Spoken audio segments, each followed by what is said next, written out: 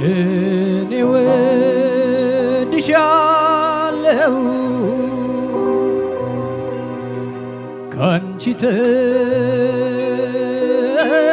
ተነጥዬ ምን ሰው ሆናለሁ ምን ሰው ሆናለሁ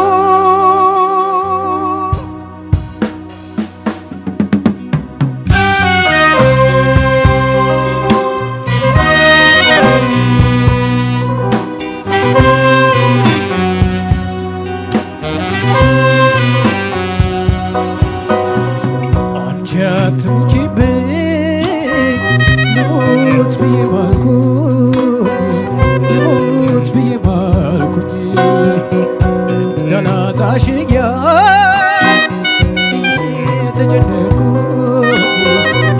የተጨነኩኝ ልሞት እኔ ወድሻለሁ ካንቺስ ተነጥዬ ሰው ሆናለሁ ልሞት እኔ ወድሻለሁ ካንቺስ ተነጥዬ ሰው ሆናለሁ አንቺዬ የኔ ሰው አንቺዬ የኔ ሰው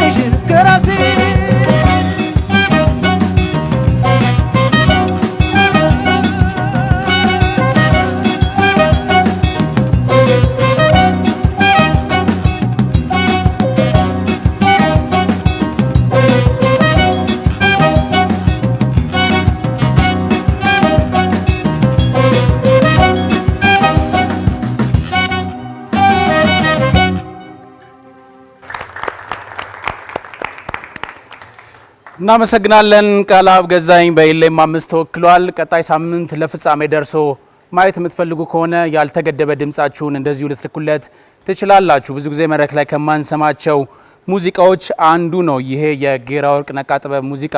በነገራችን ላይ ምቹ ፈረስ የተባለ ሰው ነው በድምጹ ጌራ ወርቅ ተስፋዬ 1990ዎቹ በጣም ኮከብ አንጸባራቂ የነበረ ድምጻዊ ነው።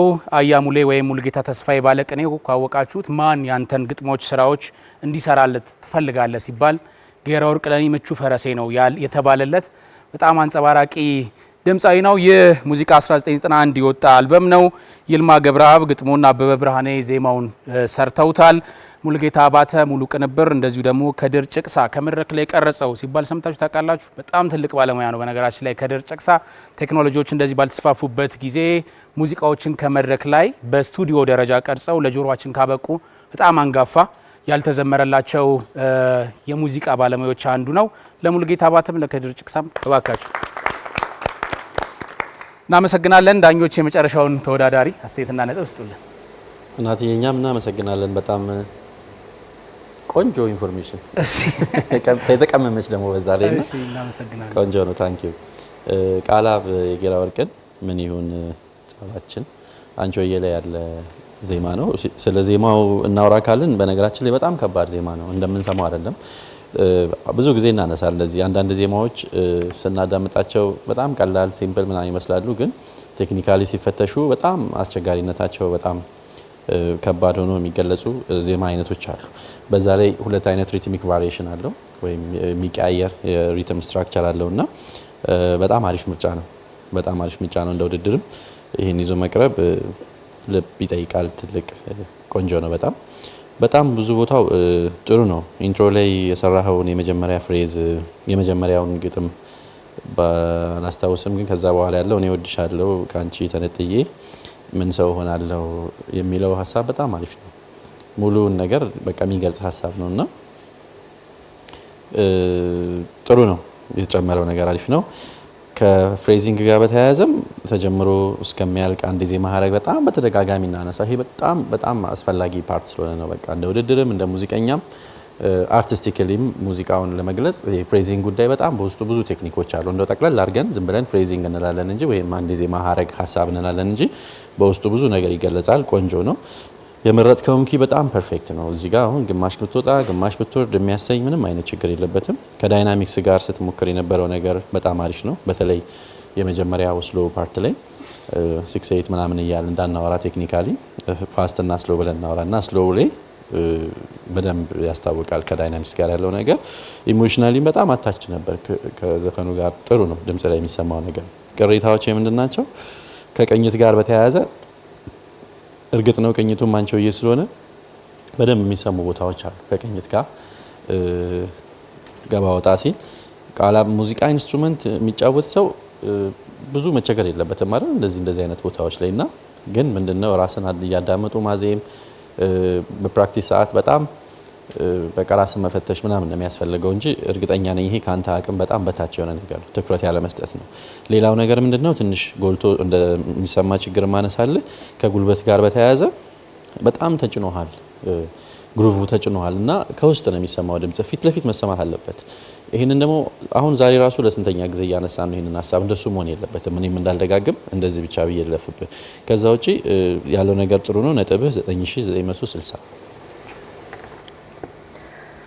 እሺ ናቲ ለሰጠህን ማብራሪያ በጣም አመሰግናለሁ። ለምንድን ነው ደግሜ ያልኩበት ምክንያት ይሄ ዘፈን በሚቀረጽበት ጊዜ እንዳልከው ቴክኖሎጂ አሁን እንዳለው አውቶ ቲዩነር በሌለበት ነው ድምጻውያኑ ገብተው የሚዘፍኑትና አንቺሆዬ ላይ እንግዲህ ጌራ ወርቅ ነቃ ጥበብ እንዴት አድርጎ እንደዘፈነው ሰምተዋል። ሶ ቲዩነር በሌለበት እንደዚህ ከሆነ አንተ ደግሞ መድረክ ላይ የተጫወትክበትን ነገር ነው መንገመግመው ማለት ነው። ቃላብ ገዛኝ የጌራ ወርቅ ነቃ ጥበብን ምን ይሆን ጸባችን የሚለውን ዜማ በጣም ጥሩ ዜማ ነው የመረጥከው። እንደተባለው በጣም ይሄ ስሰማው ቀላል መስሎ ግን ብዙ ስራ የሚጠይቅ ዜማ ነው።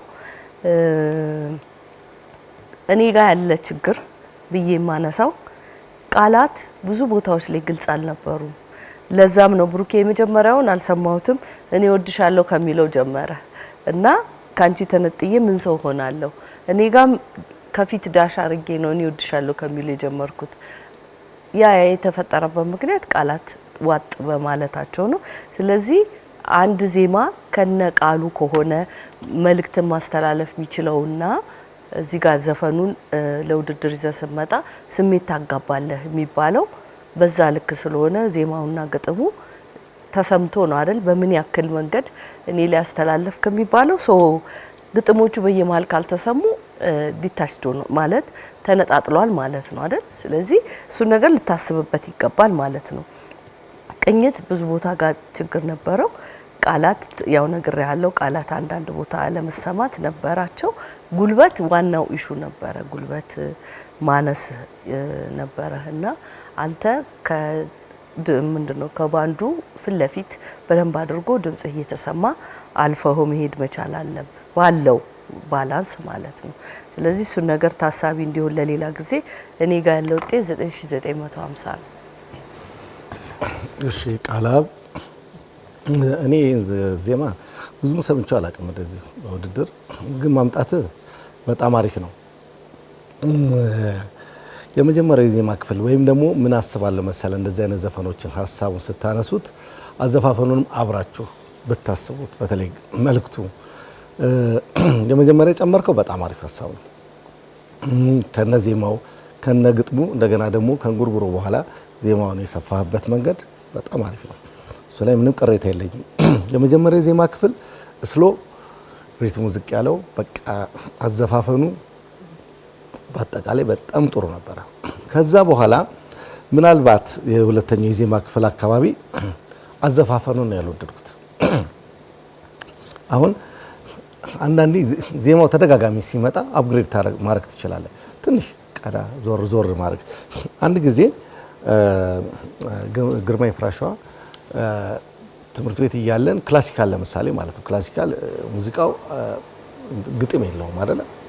እና እኔም ብዙ ጊዜ አይገባኝም ነበር። ሰርዲር ላይ መጣና እሱ ገና ከውጭ እንደመጣ ነበርና እስቲ ተጫውቷታል። ለምሳሌ ክላሲካል ኤቢኤ ፎርም የሚባል ሶናታ ማለት ነው እና አንዱ ላይ ልክ እንደዚህ ቫልስ ወይም ደግሞ ስሪ ፎርም ስለው ነገር ይሆናል። ከዛ ኤቢዩ ላይ ደግሞ ትንሽ ይፈጥናል። ለምሳሌ ፎሬልዝ ለምሳሌ ደደ ካለ በኋላ ደንደ ከዛ ኤቢኤ ፎርም እና ምን ማለት ነው አለ። ያየ ምንም አናውቅ ግጥም የለውም።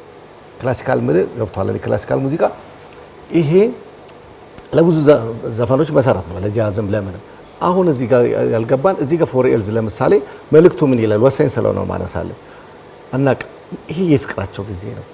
ቢ ፎርም ደግሞ የሚጣሉበት ጊዜ ነው። ከዛ በኋላ ሲ ፎርም ደግሞ የማስታረቃቸው ሀሳብ ገባ። ስለዚህ ይሄ ሰውዬ ቅድም እንዳልከው ካንቺ ተነጥዬ ምን ሰው ሆናለሁ የሚለው ሰውዬ ቢ ፎርሙ ላይ ማለት ነው ችክችካው ላይ ጭፈራ ጀምሯል። ታርቋል ወይ ገባ አይደለ? ሀሳቡን ይዘዋል መጣምና እኔ ጋር ተጋጨብኝ እና ጭቅጭቅም ነገር ሆነ ነገር አይተዋል የመጨረሻው ዜማ። ስለዚህ ሁልጊዜ እንደዚህ ዘፈኖች ስታመጣ በዜማ የማሳመን መንገድ ምክንያቱም እኔ ካንተ በጣም አሪፍ ውጤት ነው የምጠብቀው። ጥሩ እየሰራ ነው የመጣውና ወይ ደግሞ ዞር ማለት ጭፈራ ነው በቃ የሚታየኝ ነገር ዝም ብሎ ተደጋጋሚ ዜማ ሆነብኝና መለስ ብለን እንድታስብበት ብዬ ነው። እኔ ጋርም ያለው ውጤት 9960 ነው ያለው።